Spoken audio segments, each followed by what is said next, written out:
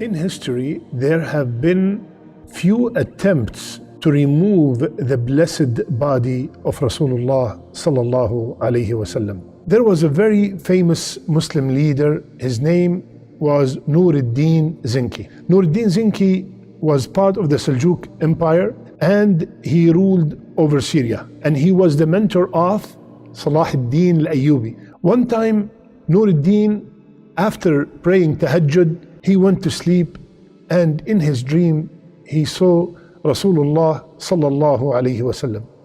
And Rasulullah sallallahu alaihi wasallam, in that dream, he pointed out two men with blonde hair, and he told Nuruddin, which his first name is Mahmud, Ya Mahmud, save me from these two men.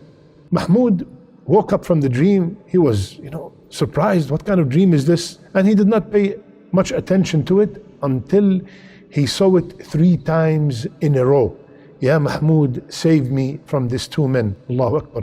Jamaluddin al-Mawsili advised him to not to tell anyone and to immediately go to Medina. It said it took 16 days to arrive, and when he arrived there, the governor of Medina was surprised because he was not notified that he was coming. He inquired about the trip. Nuruddin informed him why did he make this trip in the middle of the night and without any prior notice. So the governor asked the Sultan if he can recognize the two men he saw in the dream. He confirmed, yes, I can. So what they did is they announced all over Medina that the Sultan is here and he wants to provide a lot of food and gifts to everybody. So when this news spread in Medina, everybody started coming, and the whole idea was to see and find out if these two men were among the people coming and taking the gifts. So a lot of people came and they all get gifts and food, and they were not able to identify those two men. They were not among them. So when they finished, the Sultan asked the governor, are these the only people in Medina? That's it? There's nobody else? He said there are two men that came from Morocco recently. They have been praying a lot and they have been giving a lot of money to the people. They're very kind, they're very generous. So he said, can we see them? When they walked in, immediately the Sultan, Nuruddin Zinki, recognized that these are the same two men he saw in his dream. So after questioning them, the Sultan, seeing them in the dream, he knew that they are not telling the truth. So he went to their tent and looked, he did not find anything. And then he saw carpet, he took it out, and under it there was a lot of money.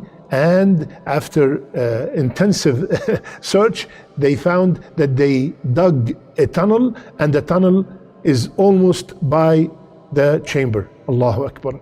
They admitted to their mission and they said, we are here to steal the body of Rasulullah sallallahu alaihi wasallam. And they were Christians, Moroccans, and they want to take it back to Rome.